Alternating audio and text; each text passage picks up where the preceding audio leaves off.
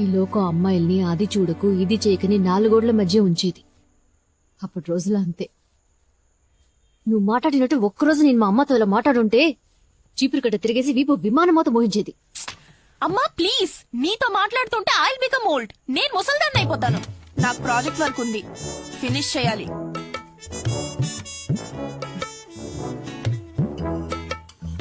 వదిలే, ఏదో కోపాలు ఉంటుందిలే పాపం. అంటారు. నీ కూతురు నీ పోలికలేగా వస్తాయి. నా కూతురు కాదు, తను నా అత్తగారు. ఇదేదో బాగుందే, నువ్వు టేస్ట్ చేస్తుడు. ఇది మీకోసం చేసింది. నేను సూపర్ కేక్ తిన్నాగా, మీరు తినేది మన ఇంటి మేడ మీద కాచింది. ఈ సాలడ్ కి 20,000 రూపాయలా? ఏంటండి, నా జుట్టు గురించి ఏం చెప్పలేదు. ఏం చేసావు? మీరు చూడలేదా?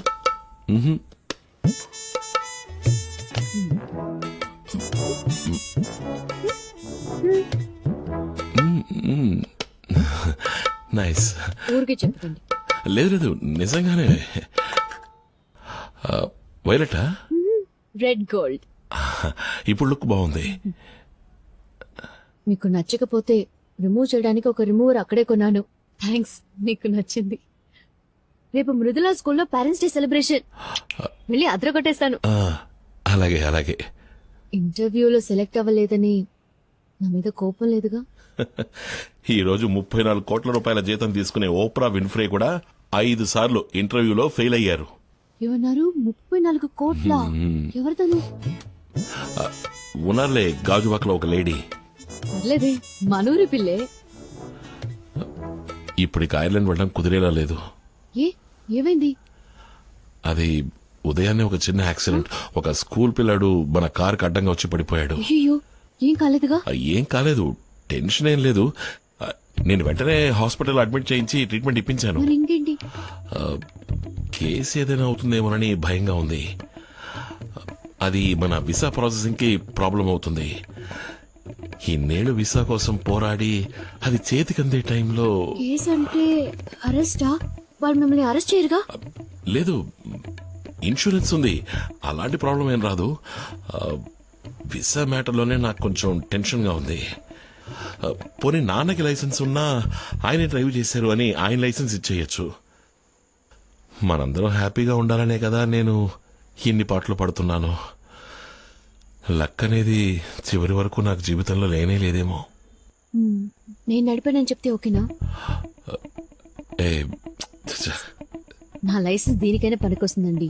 అది నేను తీసుకున్నానే గానీ దానివల్ల ఏ యూస్ లేదు. మీ సంతోషమే నాకు ముఖ్యం. మీ వీసాకి ప్రాబ్లం రాకుంటే నాకు అదే చాలు. ఓకే, నేను ఒక ఫోన్ చేసుకొస్తాను. హలో మూర్తి, నేను ప్రసాద్ని. మనం మాట్లాడుకున్నట్టుగానే ప్రొసీడ్ అయిపోవచ్చు. వసంతకి ఎటువంటి అబ్జెక్షన్ లేదు, కానీ తనకి ఫర్దర్ గా ఏ ప్రాబ్లం రాకూడదు. అలాగే, ఓకే. ఇక్కడేం చేస్తున్నారు? ఎవరి దగ్గర నుంచి phone? Office colleague birthday wishes చెప్పారు. రండి, భోంచెదురు గాని.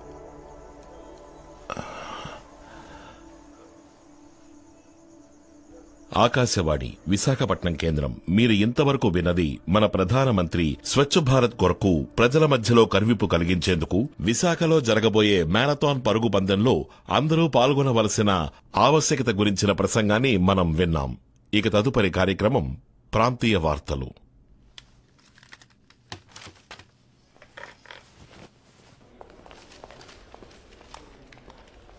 Sir, Ramnagar traffic police station నుంచి మిమ్మల్ని అడిగారు. కాంటాక్ట్ చేయమని నంబర్ ఇచ్చారు. నమస్తే, విశాఖ ఆల్ ఇండియా రేడియో. చెప్పండి సార్. హలో, నేను రాంప్రసాద్ని. స్టేషన్కి నన్ను కాల్ చేయమని నంబర్ ఇచ్చారు. అవును సార్. అలాగే. Good evening sir.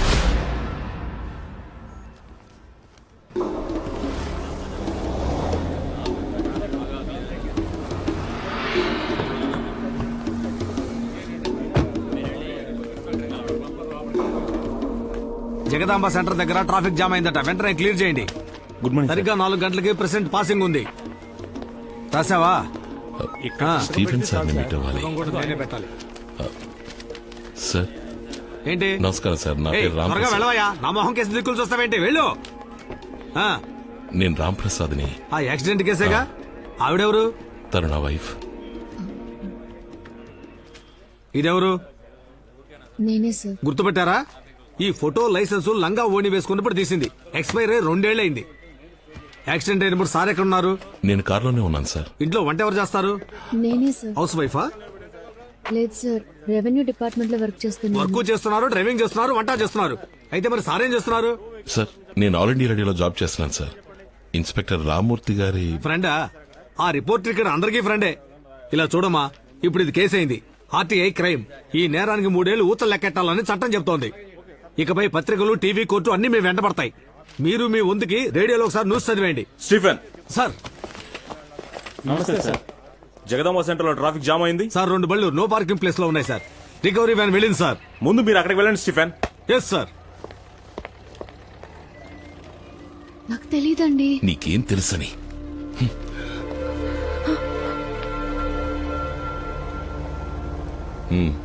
నీ పేరు చెప్పాను మూర్తి, ఆయన రెస్పాండ్ అవ్వలేదు. ఇప్పుడు ప్రాబ్లం అది కాదు, నా వైఫ్ లైసెన్స్. అది ఎక్స్పైర్ అయ్యి 2 ఏళ్ళు అవుతోంది. అవును, ప్రాబ్లమే. మనం ఒక లాయర్ ద్వారా మూవ్ చేయడం మంచిదని నాకు అనిపిస్తోంది. బర్త్ డేటా ఎవరికి తెలుసు? మేడం గారి జాతకంలో ఒక డేటు, స్కూల్లో ఒక డేటు, ఇంటర్ సర్టిఫికెట్లో ఇంకొక డేటు. ఆవిడ ఎప్పుడు పుట్టారో ఆవిడకే తెలియదు. ఇప్పుడు హెయిర్ కలరింగ్ చేయించుకుని మళ్ళీ 2nd ఇయర్ చదవబోతోంది. అబే లేదు మూర్తి, ఈ కేసు క్లోజ్ అయ్యేంత వరకు నేను టూరిస్ట్గా కూడా ఎక్కడికి వెళ్ళలేను. ఐర్లాండ్ వెళ్లే ఆశలు వదిలేసుకున్నాను మూర్తి.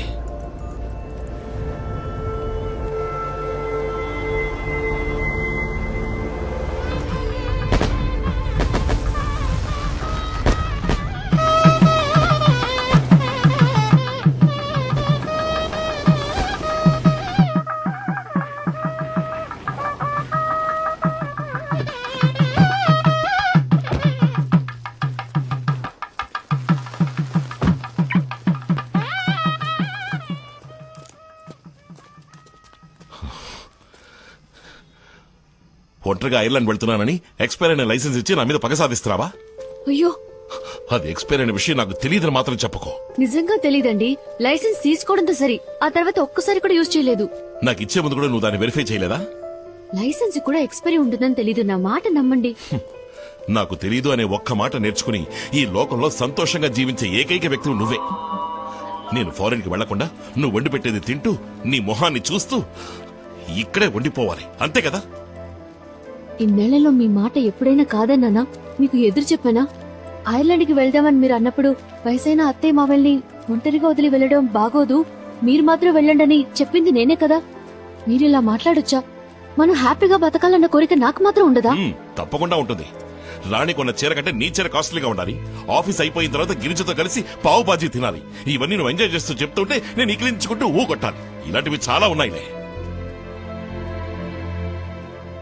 నేను మీకు నచ్చలేదా? నీ వల్ల నాకు నేనే నచ్చడం లేదు. చక్కని జీవితానికి వేరే అర్థం ఉంది.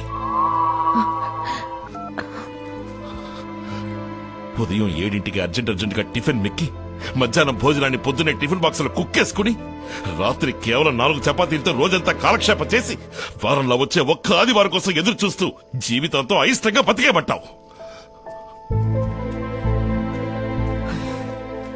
నాకు చక్కటి ఏరియాలో మంచి ఇల్లు ఉండాలి. చక్కటి అట్మాస్ఫియర్ లో పాప పెరగాలి. చుట్టుపక్కల ఉన్న నైబర్స్ బాగుండాలి. అందరి వైఫ్లు ఎలా డ్రెస్ చేసుకోవాలో నేర్పిస్తున్నారు. అనౌన్స్మెంట్ సరిగ్గా లేకపోయినా, మోడరేషన్ బాగా రాకపోయినా ఒకరికొకరు హెల్ప్ చేస్తూ కరెక్ట్ చేసుకుంటున్నారు. ఫ్యూచర్ గురించి డిస్కస్ చేసుకుంటున్నారు. నేను దానికి నోచుకోలేదే. రాజకీయాలు లేవు, స్పోర్ట్స్ లేదు, సాహిత్యం లేదు. టైంకి ఇంటికి వచ్చి చావాలి. లేట్ అయితే 4 మెసేజ్లు, 7 ఫోన్ కాల్స్. దేనికోసం? వంకాయ రేటు పెరిగింది, టమాటాల రేటు తగ్గింది, స్కూల్ ఫీజు కట్టాలి అని డిస్కస్ చేయడం కోసం. నా జీవితం దీనికే అయిపోతుంది. ఇవన్నీ నేను ఇంటికి వచ్చిన 14 ఏళ్ల తర్వాత చెప్తున్నారు. నా సంతోషం కోసం ఇదంతా చేశానా? అత్తయ్యని మామయ్యని బాగా చూసుకోవాలన్న బాధ్యత నాకుంది. నిన్నే వండానో, రేపే వండాలి, ఇవాళ ఏం చేయాలి, ఇవన్నీ నాకు ముఖ్యమే. బడ్జెట్ లో సంసారం చేసే వాళ్ళకి వంకాయల టమాటాల ధర ఇంపార్టెంటే. ఒక్క మిరపకాయ ఎక్కువ పెడితే, కొంచెం ఉప్పు ఎక్కువైతే వాళ్ళు విసిరి కొడతారుగా. అయితే వంట మనిషిని పెట్టాలంటావా? వద్దు, హోటల్ నుంచి ఆర్డర్ చేసుకుందాం. ఇకపై నువ్వు వంట చేయక్కర్లేదు. ఏం మాట్లాడుతున్నారు? నాకు కోరికలున్నాయి, కలలున్నాయి. కలలా? ఏమిటండి తమరి కలలు? కళ్ళు మూసుకుని నిద్రపోతే అందరికీ కలలు వస్తాయి. అవి కావు. ఫ్యూచర్ ని ముందు చూపుతో చూడగలిగే విషన్ కావాలి. అలాంటి కలలు కనాలంటే మినిమం క్వాలిఫికేషన్ ఉండాలి. అలాంటి కలలు ఈ మొహానికి చచ్చినా రావు. తీసి తగలడవే. హలో, అవును. ఏంటి ఎప్పుడు? సరే, కమిషనర్ ఆఫీస్ నుంచి మాట్లాడుతున్నారు. పొద్దున్న 10ంటికి రమ్మంటున్నారు. నువ్వు వెళ్ళిరా, నాకు రావడం కుదరదు. నాకు వేరే పనుంది.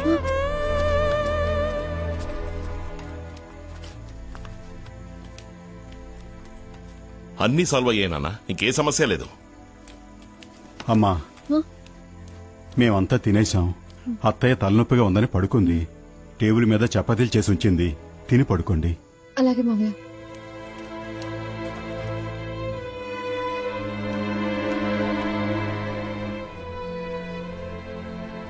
వాళ్ళు ఏదైనా అడిగితే ఏం చెప్పాలో కూడా తెలీదు. తెచ్చుకుంటేనే భయంగా ఉంది. మీరు రండి ప్లీజ్. ఇంకా భోంచేలేదా? ఇక్కడేం చేస్తున్నారు? ఏదైనా సమస్యరా? అది యాక్సిడెంట్ కేసు గురించి కమిషనర్ ఆఫీస్ కి రమ్మన్నారు. ఆ, ఒకదాన్ని వెళ్ళాలంటే భయంగా ఉంది. ఒకదాని ఎందుకు వెళ్ళటం? సార్కి ఏం పనుందట? ఇదేమన్నా చిన్న పిల్ల వేలు పట్టుకుని తీసుకెళ్ళడానికి? ఇది వెళ్ళొస్తుందిలేండి, మీరు వెళ్ళండి నాన్న. వెళ్లేది కళ్యాణ మండపానికి కాదురా, పోలీస్ స్టేషన్ కి. తప్పు చేసింది నువ్వు, తను కాదు. నే వస్తాను పదమ్మా. ఆ విషయం నాకు తెలీదా? ప్లీజ్ వెళ్ళండి, వెళ్ళండి నాన్న. రేయ్, మనసాక్షి లేకుండా మాట్లాడతావేంట్రా? తల్లి తండ్రి లేని పిల్లరా తను. అదే సమస్య. దానికి లేకపోవడమే సమస్య. నాకు అందరూ ఉండడమే సమస్య. ఒరేరా. నాన్న ప్లీజ్, ఇది నా పర్సనల్ మ్యాటర్. ఇందులో మీరు జోక్యం చేసుకోకండి. లోపలికి వెళ్ళండి.